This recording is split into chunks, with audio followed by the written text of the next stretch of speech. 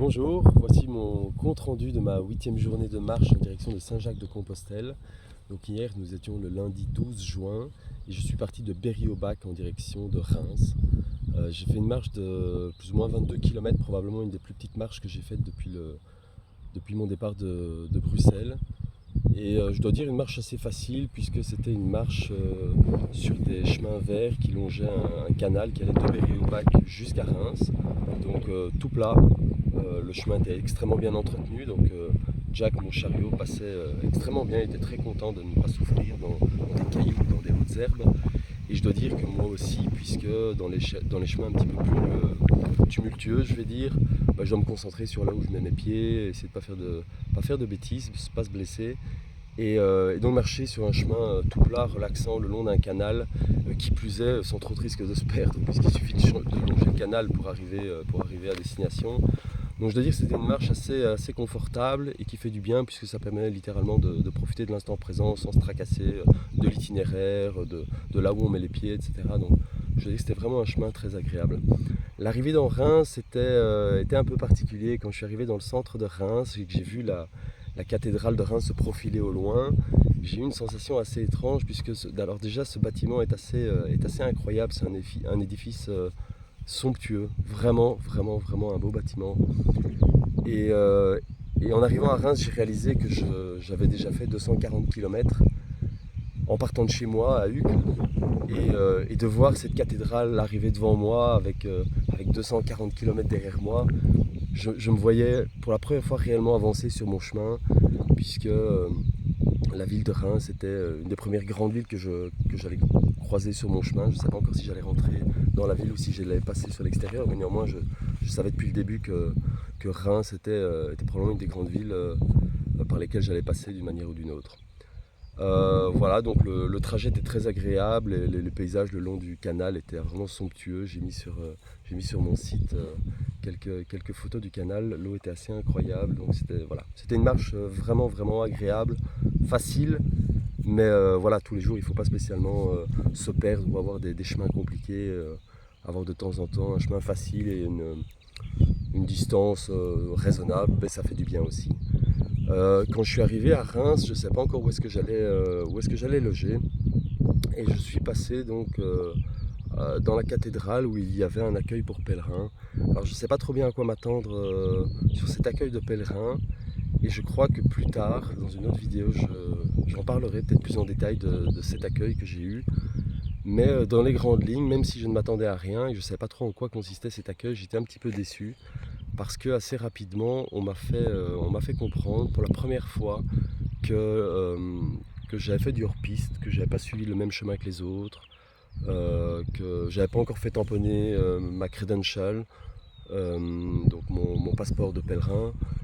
Et bon, en gros, on m'a fait comprendre que j'avais fait mon chemin un peu comme je le voulais, et c'est tout à fait le cas, et je le revendique d'ailleurs. Quoi qu'il en soit, je crois que j'ai laissé à mon interlocutrice un sentiment de mais qu'est-ce qu'il fait celui-là, il n'est pas foutu de suivre un chemin qu'on a tracé pour lui. Et voilà, je suis sorti de là un petit peu avec un sentiment un petit peu amer puisque je suis parti de Bruxelles avec une envie de liberté, de suivre les chemins que j'avais envie, d'aller où j'avais envie, de décider de mes journées au jour le jour. Et je suis toujours convaincu que c'était la voie à suivre. Et voilà, c'était un petit peu comme si c'était la première fois qu'on a voulu me retirer cette liberté, ce droit de faire ce que j'avais envie, d'aller où je voulais, comme je le voulais, pour descendre vers Vézelay. Et voilà, je suis sorti de la cathédrale avec un sentiment un petit peu amer, pas de rancune spécialement, mais voilà, une petite déception quand même. Quand vous avez parcouru 200 km, plus de 200 km à pied avec votre sac après avoir tout quitté chez vous pour vous rendre sur des chemins de pèlerinage, quand vous avez quelqu'un en face de vous qui vous fait comprendre que vous n'avez pas suivi les règles, or que pour moi, l'expression chacun son chemin veut dire justement que chacun son chemin, il n'y a pas de règles, chacun fait son chemin comme il a envie, et pour moi cette phrase inclut forcément qu'il faut respecter le chemin des autres. Donc quoi qu'il en soit, quand je suis sorti de la cathédrale de Reims, je devais trouver un lieu où passer la nuit. Et je me suis assis sur un banc un quart d'heure, je ne savais pas trop, est-ce que j'allais rester dans la ville, est-ce que j'allais sortir de la ville, trouver un endroit où mettre ma tente. Et quand j'ai pris ma décision d'aller faire le plein d'eau et puis de reprendre la route pour sortir de la ville et aller trouver un endroit où mettre ma tente, eh bien, j'ai fait une rencontre assez fortuite, puisque à quelques centaines de mètres de la cathédrale, je suis tombé nez à nez avec un autre pèlerin, le premier que j'ai rencontré depuis le début de ma randonnée. Et il se trouve qu'on avait la même charrette. Alors, c'était pas Jack, il lui a pas encore donné de prénom, puisque lui voyageait avec son chien Bug. Et il n'avait pas ressenti le besoin de donner un nom à son chariot. Néanmoins, on avait le même chariot, on a commencé à papoter. Et de fil en aiguille, on s'est rendu compte qu'on avait pas mal de points communs. Il se trouve qu'il est parti de Bruxelles aussi. Il s'avère qu'il s'appelait aussi Olivier. Et donc il se rend vers Compostelle, un peu comme moi, en hors-piste. Et bon, on a directement compris que ce genre de rencontre un peu hasardeuse ne pouvait pas ne pas aboutir autrement qu'à une terrasse à boire un verre et discuter un petit peu ensemble. Donc on a été s'installer sur une terrasse, on a échangé pendant des heures, sans trop même se soucier d'où on allait dormir et de ce qu'on allait faire après. Et puis une chose en entraînant une autre, on a bien sympathisé et on a décidé de se faire plaisir et de se trouver une chambre dans un hôtel dans Reims. Donc on a partagé les frais d'hébergement et puis les frais de restaurant, puisque après avoir posé notre sac à l'hôtel, on s'est fait plaisir, on a été au restaurant et on ne pouvait pas quitter Reims sans boire une coupe de champagne. Donc nous avons bu une petite coupe de champagne en l'honneur de notre arrivée à Reims.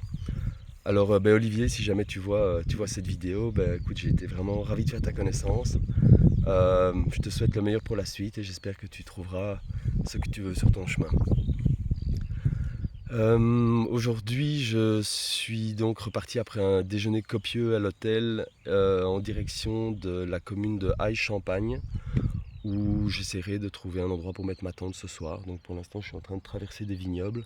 Je veux dire que ce sont des paysages assez incroyables. Je suis entouré de vignes avec personne autour de moi et une visibilité à plusieurs kilomètres. C'est vraiment une vue incroyable. Voilà, c'est un petit peu tout ce que j'avais à partager pour aujourd'hui. Donc je vous souhaite à tous une très bonne journée et bon chemin.